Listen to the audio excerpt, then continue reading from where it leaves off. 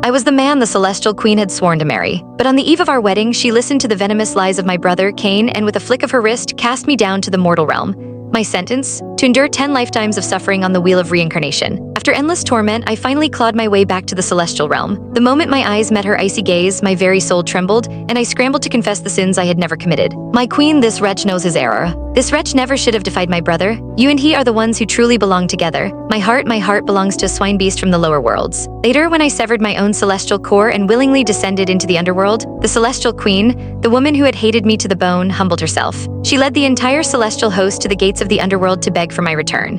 What? 10 lifetimes? After 10 lifetimes, I stood once more in the celestial realm, yet I didn't dare take a single step toward the queen's Elysian palace. I had been a mere mortal. By a twist of fate, I found the celestial queen, gravely wounded after a cataclysmic battle between gods and demons. I nursed her back to health, caring for her tenderly for a decade, and in that quiet solitude, a love bloomed between us. When she recovered, she brought my family and me to the celestial realm, vowing to marry me as a reward for saving her life. But that peace was short-lived. A petty argument with my brother was all it took.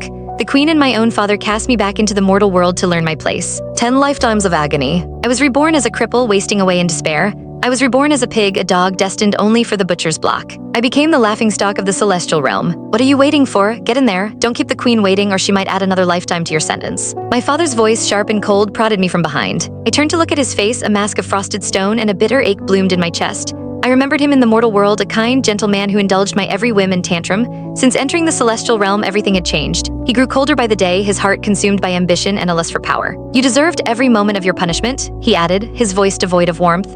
It's what you get for running your mouth and trying to steal your brother's glory for saving the queen. Once I would have screamed, cried, and fought back. Now I just lowered my head in silence. 10 lifetimes on the wheel had extinguished every spark of defiance in me, grinding my spirit down to dust.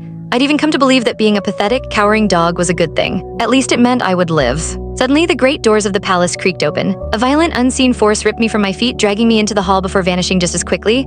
I crashed to the marble floor like a puppet with its strings cut. My soul, already fractured from the cycles of rebirth, screamed in protest, threatening to shatter completely. Pain? A white-hot, blinding pain. My cry of agony echoed in the vast throne room, yet no one, not a single soul, cared if I lived or died. My father acted as if he hadn't seen a thing. And there, upon the throne that marked her as the supreme ruler of the heavens, sat Seraphina, the celestial queen. Her expression was utterly indifferent, her eyes barren of pity or compassion. She was a goddess carved from ice. It was hard to believe she had once told me I was like the radiant sun, unique and irreplaceable in all the realms. You are in the presence of your queen, are you not going to kneel? My father's impatient voice snapped in my ear. Once my pride would have refused, I would have stood defiant to the last. Now I was the very picture of obedience. I scrambled to my knees, pressing my forehead to the cold floor. This wretch greets the queen. The silence in the hall stretched for an eternity before her voice, cool and distant, finally broke it. Raise your head. Fear cold in my gut, this. Click the link on the homepage to watch the full follow-up for free.